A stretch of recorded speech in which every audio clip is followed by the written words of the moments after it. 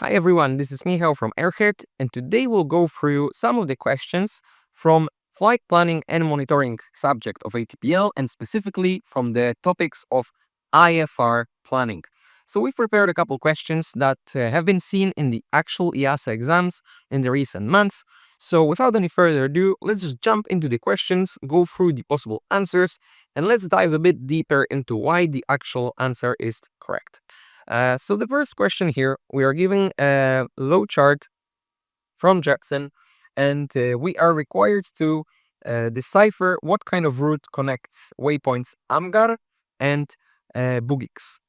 So let's open the map here first. So we have Amgar and Bugix points that we're looking for, and I will zoom in here to find the points, and I will highlight them as well. So you can see right above the red line, you have the point Amgar on the right side and Bugix on the left side. So these points are connected by a Whiskey 71 airway, which has a prefix R. And this will be slightly tricky. So of course, first of all, remember that there are three main types of ATS routes, and these are conventional routes, which are between two NAVIDs, such as VOR and VOR. We have RNAV routes, and we also have RNP routes. And in case of these questions, remember there are only four types of general designators. So you will have designators for regional and non-regional, and RNAV and non-RNAV routes. So of course, the Whiskey will be a conventional route that is not part of the regional network. However, this question is slightly tricky because we have the R designator at the end, and the R says that this is an RNAV route.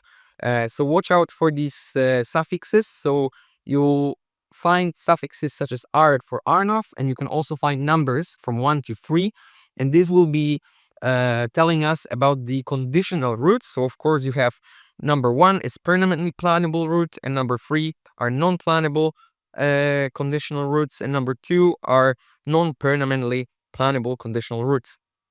However, remember also the B RNAV, which also can be known as basic RNAV, means nothing else than RNAV with the requirement of 5 nautical miles accuracy. So this is no different than RNAV 5. So in this case, this route, like we said before, is an RNAV ATS route, but just because there is a suffix R at the end. If there was no suffix, then this would be nothing but a conditional ATS route. So watch out of these, and I highly urge you to study all of the suffixes for all four types of ATS routes and ATS designators. And lastly, remember that there is also something called tango routes, which you can also be asked about during your exams. And the tango routes are nothing else but RNAV terminal transition routes. So they allow you to fly through Class Bravo and Charlie airspaces if you are approved to fly those routes. And now going into question number 2. So we are approaching Amsterdam EHAM after RTIP, and we need to get ATIS information. Which NAVID facility will provide ATIS information? So this question touches slightly the topic of radio navigation, and here you need to remember that the ATIS is provided by VOR stations, and that's really all. And the VORs that are able to provide ATIS information are called broadcast VORs. However, at the moment, most of the VORs used en route will be broadcast VORs. And also, first thing, as you're looking at this Jepsen chart from Amsterdam, you can see in the right top corner of this standard arrival is that at the top we have the ATIS, and then we have a frequency 108.4, and this is a frequency for a VOR, and you can see that the Schiphol VOR or Schiphol VOR is exactly here with the same frequency, and this is a broadcast VOR that will be giving us the ATIS information. And also, just as a bonus, as you see all these VORs here, they have a little D in the box. This essentially says that this is a DME paired VOR station. So as you are tuning in, you have a coupled DME, so distance information on your PFD. So this is essentially a question that is asking us whether we know that VORs are broadcasting ATIS. These are called broadcast VORs, and you are able to hear as you tune in to the frequency that is below it. So 132.980, you'll hear the ATIS information. However, it is broadcast by the VOR station itself. You have been requested to perform a flight overflying the RAN VOR and the ORIST waypoint. Which airway would you file in your flight plan? So these questions are actually quite straightforward, and I would even say easy. However, the biggest challenge with these questions during your exams will be time, as they can consume a lot of time for very little reward. So my tip for you when tackling these type of questions is, first, navigate the VOR, as these are the easiest to find on these big charts, and then try to see which way from this VOR will be our ORIST waypoint. So of course we have 50 degrees north, so this will be above the VOR, and then we have west 1 degree and 51 minutes from 1 degree and 45 minutes, meaning this waypoint will be to the west and north, or to the up and left, as we look at the map. So now we can take a look at the map. I'll zoom in slightly, and you can see there are just a handful of VORs on the entire map. So locating the RAN VOR will not be that difficult. You can see, I'll highlight it right here. This is our RAN or RAN VOR right there. And now you can see that we are going up and left, and to the north of the VOR, there are only 3 routes that are on this chart right here. And you can see them. I'll highlight them again. They're to the left of this line. So you have Uniform Papa 87, Uniform Yankee 110, and Uniform November 862. So what I would do, and what I always advise to do in these questions, just try to follow these routes and try to see which one follows the direction that we at the beginning decided to follow, which was north and west. So as you're following this route, and these we have they split slightly. So of course we can take a look what happens, and as you go forward and follow these routes, you will get to the point Ref 2, and at Ref 2 these routes again, Yankee, Uniform Yankee 110 and Uniform Papa 87. So we have 2 routes, and as you can see, immediately we can see ORIST. So this is the point ORIST, and Boloro on the right. However, we're looking for ORIST right here. So you can see these 2 points here under this inner line. And just by following these routes, we kind of got there in a relatively short time. So the correct answer will be Uniform Yankee 110. Uniform Yankee 110. And this is my advice in case of these questions. Just try to make a mental image of where the waypoint is or another station is in relation to your starting point, and then kind of follow these routes, and this will make it much easier and much faster. So question number 4, what type and category of approach is a 3D approach with a minimum descent height of 340 feet?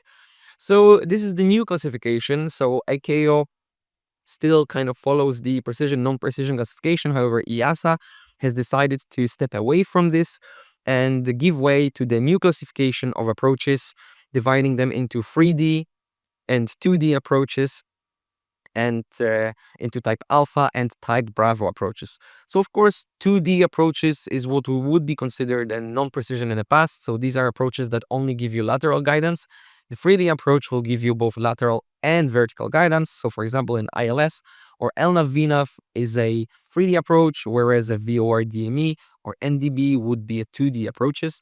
And the categories are type A and type Bravo, and they are nothing else but related to the our minima. So a type alpha approach has minima up to 250 feet, and type Bravo approach has minima below 250. So the way I always remember it is that type Bravo stands for a better approach, Bravo better approach, meaning this allows us to descend below 250. So if we are flying a 3D approach with minimum descent height of 340 feet, this means it's a type Alpha approach because it does not go below 250.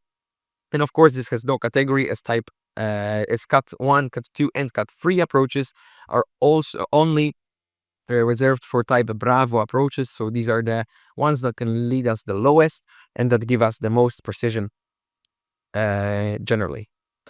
And lastly, there's a question which will ask us about the TAS, so the true airspeed of an airplane.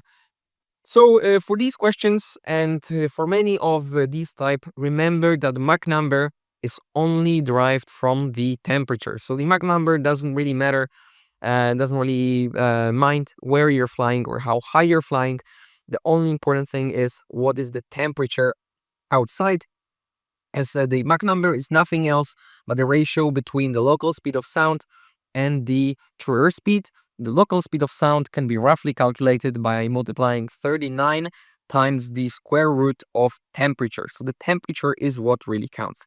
So now the question is, how do we figure out the temperature in this question? So you can see that we are flying in the tropopause, so we're flying way below 36,000 feet, and we know that the temperature in tropopause on average is minus 56.5. We also know that the temperature is 10 degrees below EASA, meaning if the temperature should be minus 56, at the moment it will be 10 degrees lower, so minus 66. So what we need for this specific question will be a CRP5 or E6B aviation computer. They both do the same thing. So first thing we do, you need to find a classification like this one, which will say Mach number or pressure altitude times 1000. So what we are considering here is exactly what we discussed just a second before. So the temperature.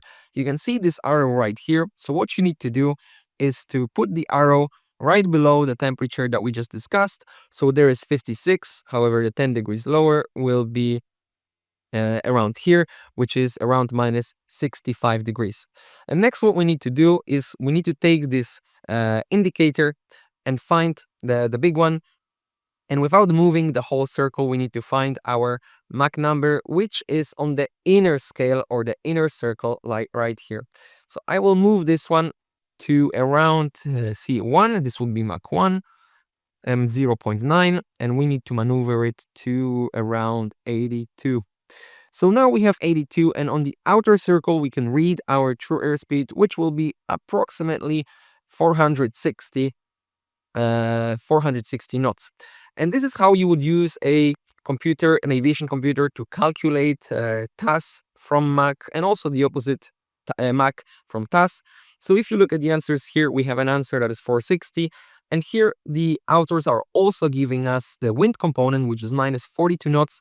However, this is just to deceive us, as the true airspeed doesn't account for wind. This is the speed we're moving through the wind, no matter what the wind or the air around us is doing. If the author asks us for ground speed, then we would need to consider the head or tailwind component. However, here it is not necessary. And this will be everything from the IFR planning section of flight planning and monitoring. I hope this was helpful and you found it valuable. Wish you all the best with the exams, and I'll see you next time. Thank you for tuning in, and bye-bye.